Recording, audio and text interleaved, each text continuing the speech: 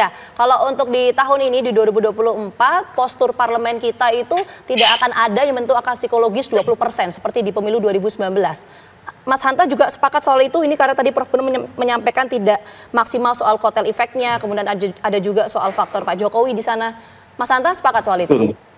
Saya kira saya sepakat dengan Mas Prof. Burhanuddin tadi.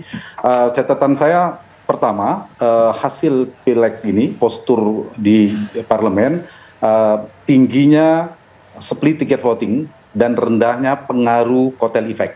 Itu berimbas pada postur parlemen dan juga dinamika koalisi nantinya.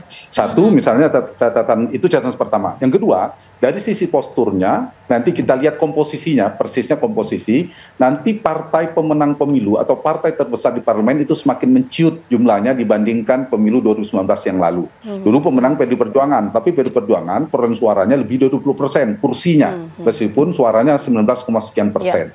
Nah sekarang kecil kemungkinan ada partai yang tembus sampai 20%, karena turunnya PD Perjuangan, Gerindra gagal menjadi pemenang karena tidak dapat mengambilkan pengaruh kotel efek dari Pak Prabowo yang maksimal.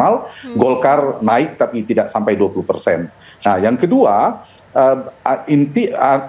implikasinya, dampaknya parlemen kita betul semakin terfragmentasi dalam arti kekuatannya semakin berimbang. Istilah kita menyebut ada partai tengah, papan tengah dan partai besar itu semakin kurang relevan. Karena partai besar di atas 20% itu tidak ada lagi. Jadi semakin sedikit jaraknya. Misalnya paling kecil sebelum P3 kita masukkan, misalnya P3 tidak masuk, itu PAN yang paling bawah itu berpotensi dapat 7%. 7% dengan 16% PD Perjuangan, itu jaraknya semakin kecil. Itu yang kedua. Yang ketiga, dari komposisi parlemen kemungkinan tidak terlalu jauh jumlahnya. Kalau tidak ada pendatang baru, P3 kemungkinan misalnya lolos tetap 9 partai. Kalau P3 ternyata tidak lolos menjadi 8 partai, kemungkinan pemenangnya masih PD Perjuangan sementara, kecuali ternyata Golkar bisa merangsek ke atas ya karena persebaran suaranya. Tapi per hari ini kalau kita lihat data masih kemungkinan Golkar. Artinya ketua DPR, PD Perjuangan maksud saya, kemungkinan ketua DPR-nya masih dipegang oleh PD Perjuangan. Kecuali ada kemungkinan perubahan atau revisi Undang-Undang MD3 sehingga mekanisme pemilihan ketua DPR menjadi berubah. Nah, yang satu lagi catatannya selisih pemenang PD Perjuangan dan Golkar tidak terlalu jauh kursinya kalau kita perhatikan.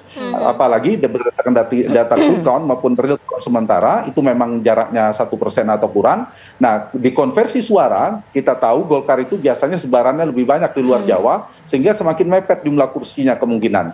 Nah, peta inilah saya kira menjadi menarik untuk DPR, pergeseran jumlah partai kalau kita menggunakan 3 poros koalisi hari ini itu tidak terlalu signifikan kalau kita perhatikan pemilu 2019-2024. Golkar, Gerindra, Demokrat dan PAN sekarang yang berada di pemerintahan yang saat ini di 2019 kita gabungkan kekuatannya sekitar di parlemen 45%. Jadi belum mayoritas Pak Jokowi sekarang, belum aman.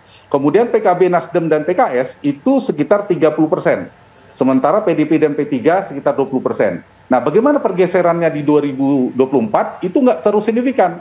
PKB, Nasdem, dan PKS itu tetap 30%, ya lebih kurang 29-30% kekuatannya. Kalau tidak berubah ini peta koalisinya.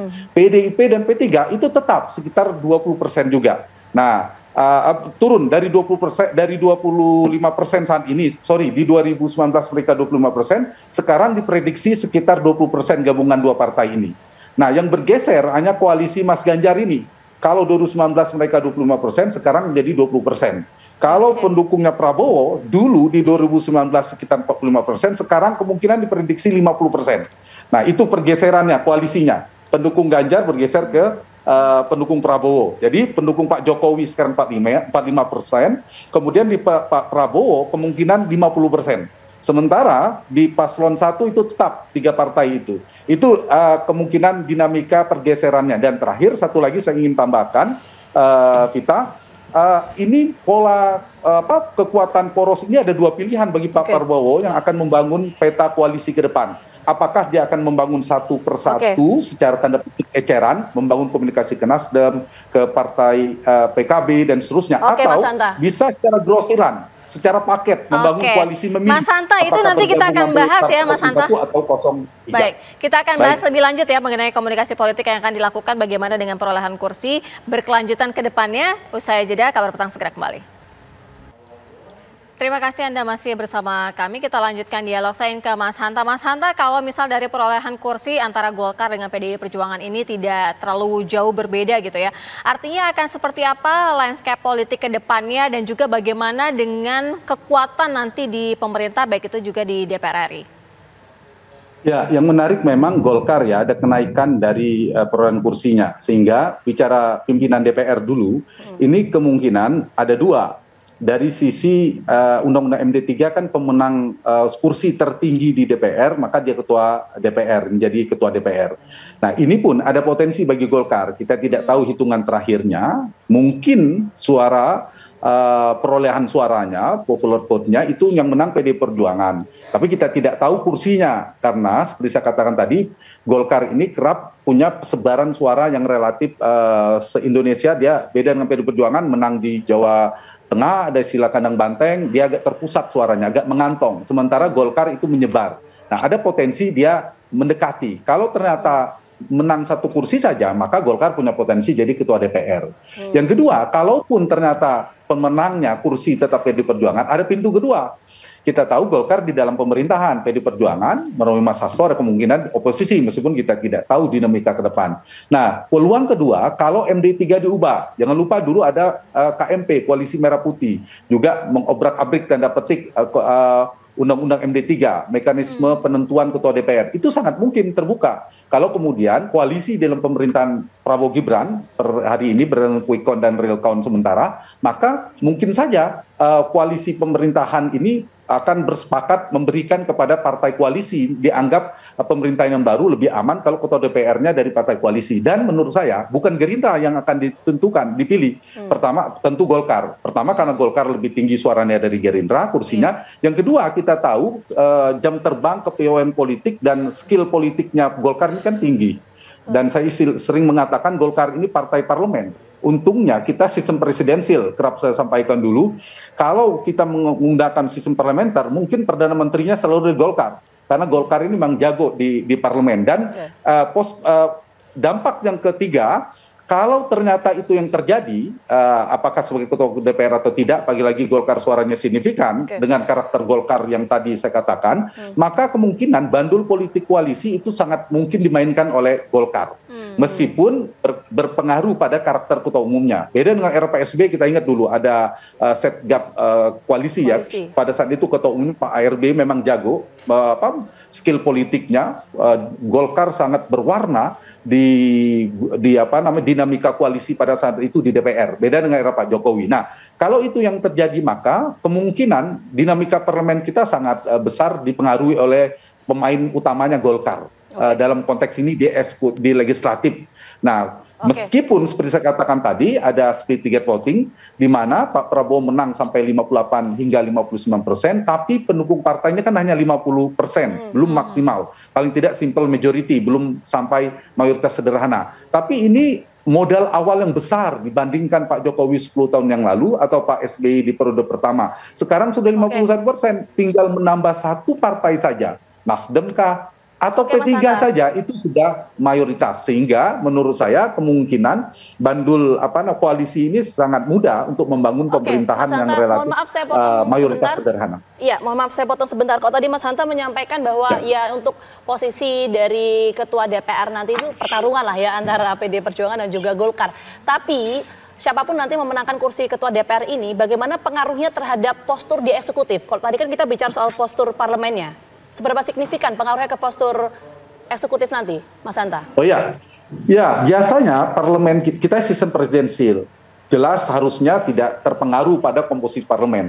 Tapi kan kerap presidensial kita ini bercita rasa parlementer, sehingga meskipun tidak ada relevansinya, tidak ada korelasi langsung komposisi eksekutif atau dengan parlemen, tapi realitasnya di era reformasi, pemerintahan Pak SBY, pemerintahan Pak Jokowi itu tidak lepas dari faktor kekuatan partai, perimbangan politik, kekuatan di parlemen. betul membentuk kabinet, sang presiden terpilih, ada 3 faktor yang dia kedepankan. Faktor teknokratik, karena kompetensi, faktor publik, karena pertimbangan citra di publik dan seterusnya, tapi faktor perimbangan politik juga kuat. Nah, perimbangan politik di sini adalah untuk menjaga ada kebutuhan si presiden yang terpilih dalam sistem presidensial supaya tidak terjadi jalan buntu, supaya tidak deadlock, supaya sukses dalam menyampaikan proposal kebijakan pemerintah dengan sukses, dengan mudah mendapatkan tujuan dan seterusnya, maka si presiden mau sukses, dia harus mendapatkan dukungan parlemen minimal 50% plus 1. Nah, salah satunya di barter mendapat dukungan partai. Nah, dengan pola seperti ini maka tidak bisa dihindari biasanya memperhatikan komposisi parlemen. Contohnya, sekarang Golkar paling tinggi, mungkin komposisi kabinet, menterinya lebih banyak Golkar urutan jumlah kursinya, barulah kemudian Partai Gerindra barangkali, apalagi ada pertimbangan Partai Presiden, baru Partai Demokrat, baru Partai Amanat Nasional, baru Partai Pendatang Baru. Artinya postur parlemen ini punya pengaruh signifikan untuk postur eksekutifnya, kurang lebih seperti itu ya, Pendeta Mas Hanta? Iya, dan Partai Golkar dugaan saya dari Partai Golkar akan mendapatkan kursi menteri paling banyak. Baik ya, kalau dari Mas Hanta sendiri melihat akan ada perubahan seperti apa nih dalam dinamika politik? Ya, jadi peta parlemen per hari ini sebenarnya yang punya kursi menteri, pemerintahan Pak Jokowi Maruf Amin, itu hanya PKS, fraksi yang di luar. Kekuatan PKS itu kan 8,7%, artinya 91,3%. Tapi itu secara de jure, tapi secara de facto realitasnya sekarang sudah terbagi dalam 3 kekuatan di parlemen itu. Ada di 01, kekuatan sekitar 30% sekarang itu, pendukung Anies. Kemudian yang betul-betul di Pak Prabowo itu 4 partai, itu kekuatan sekitar 45%. 03 itu sekitar 25%. Jadi kalau kekuatan tanda petik 01 dan 03 itu terkonsolidasi, memang mereka lebih menang 55%. Tapi kan tidak mudah. Kita lihat saja sekarang soal hak angket dorong-dorongan. 3 sekjen bilang menunggu PD Perjuangan. Ganjar mengusulkan tapi sangat mudah kalau mau. Tapi kan belum ada yang betul-betul berani resmi kita uji saja dari hak angket. Jadi padahal bergulir satu hak angket, satu kursi kabinet. Kursi kabinet ini juga menggoda. Mereka juga perlu barter politik, bisa jadi mengincar kursi, bisa jadi kepentingan ekonomi politik, bisnis yang kedua atau legal protection, perlindungan hukum itu penting kebutuhan partai-partai sekarang. Karena itu pantau 2 hal, pergerakan para kingmaker. Kingmakernya ada 3, Ibu Mega di 03, Pak Jokowi di 02, dan Pak Surya Paloh di 01. Kalau ada pertemuan di antara itu, misalnya Ibu Mega dan Surya Paloh ketemu, nah itu mulai antisipasi Pak Jokowi. Tapi yang sudah ketemu kan Pak Surya dan Pak Jokowi.